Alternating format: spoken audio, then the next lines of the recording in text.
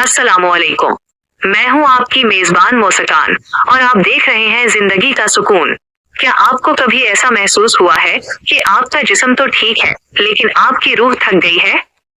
आपका दिल चाहता है कि आप कहीं दूर भाग जाएं, जहां कोई आपसे अपनी परेशानी बयान न करे। अगर आप हर वक्त दूसरों के दुख सुन सुनकर उनके मसले हल करते करते और उनकी फिक्र में अपनी रातें काली करते करते थक चुके हैं, तो आज की ये वीडियो आपके लिए है। आज हम बात करेंगे दूसरों का बोझ और जहनी थकन पर। दोस्तों, हम में से कुछ लोग फितरतन बहुत हसास होते हैं। वो दूसरों का दुख नहीं देख सकते। जब कोई दोस्त, रिश्तेदार या पड़ोसी अपनी तकलीफ बयान करता है तो वो उसे सिर्फ सुनते नहीं बल्कि उसे महसूस करने लगते। वो उनके मसलों को अपना मसला बना लेते हैं और फिर दिन रात उसी सोच में घुलते रहते हैं कि हाय बेचारे के साथ कितना बुरा हुआ, अब क्या होगा।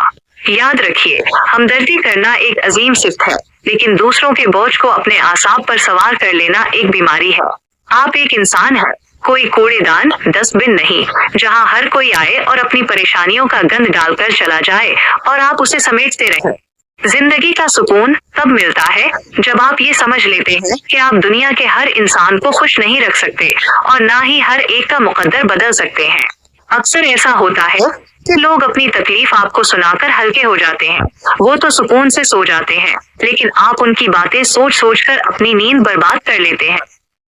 क्या आपने कभी सोचा है कि जिस इंसान की फिक्र में आप दुबले हो रहे हैं, क्या वो भी आपके बारे में ऐसा ही सोचता है? अक्सर जवाब ना में होता है। लोग आपको सिर्फ एक सुने वाला, लिसनर समझते हैं। उन्हें आपके जहनी सुकून से कोई गर्ज नहीं होती।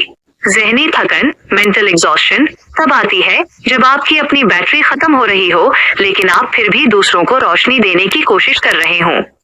इसका नतीजा क्या निकलता है?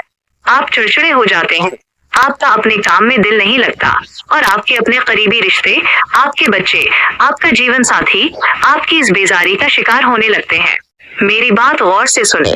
दूसरों की मदद जरूर करें, लेकिन अपनी हद तय करें। आप किसी के लिए उतना ही करें जितना आपका जहनी सुकून बर्दाश्त कर सके। अगर किसी का दुख सुनकर आपका अपना ब्लड प्रेशर हाई हो रहा है, तो वहाँ खामोशी से पीछे हट जाना ही अक्लमंदी है। ये खुद गर्जी नहीं है, ये खुद बचाओ, सेल्फ प्रेजर्वेशन है। अल्लाह ने हर इंसान का बोझ उसके अपने कंधों पर रखा है। आप किसी का नसीब नहीं बदल सकते, आप सिर्फ मशवरा दे सकते हैं या दुआ कर सकते हैं। बाकी सब कुछ अल्लाह पर छोड़ना सीखें। जब आप हर चीज की जिम्मेदारी अपने सर ले लेते हैं, तो आप दरअसल तवक्कुल का दामन हाथ से छोड़ देते हैं। आज की वीडियो का पैगाम ये है कि अपने जहन को खाली करना सीखें। दूसरों की परेशानियों को अपने कमरे की दहलीज से बाहर छोड़कर आएं।